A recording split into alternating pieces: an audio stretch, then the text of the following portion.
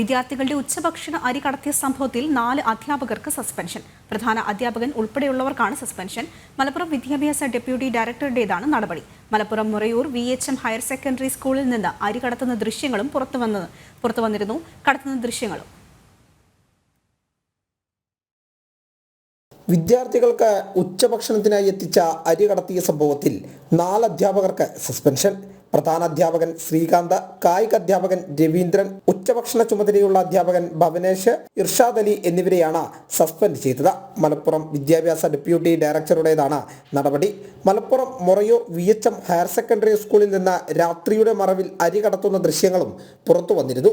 പഞ്ചായത്ത് അംഗം ഹുസൈൻ ബാബു നൽകിയ പരാതിയെ തുടർന്നാണ് വിഷയം ചർച്ചയായത്. നേരത്തെ ഈ സംഭവം പ്രധാന അധ്യാപകരടക്കമുള്ള സ്കൂൾ അധികൃതരുടെ ശ്രദ്ധയിൽപ്പെടുത്തിയിട്ടും ഫലമുണ്ടായില്ല. അധികൃതരും അരികടത്തിന് കൂട്ടുനിൽക്കുകയാണെന്നും പഞ്ചായത്ത് അംഗം ആരോപിക്കുന്നുണ്ട്. 8ാം ക്ലാസ് വിദ്യാർത്ഥികൾക്കുള്ള മുട്ടയും പാലും സ്കൂളിൽ വിതരണം ചെയ്യുന്നില്ലെന്നും അതും കടത്തിക്കൊണ്ടുപോവുകയാണെന്നും പരാതിക്കാരൻ ആരോപിക്കുന്നുണ്ട്. ജനം, മലപ്പുറം.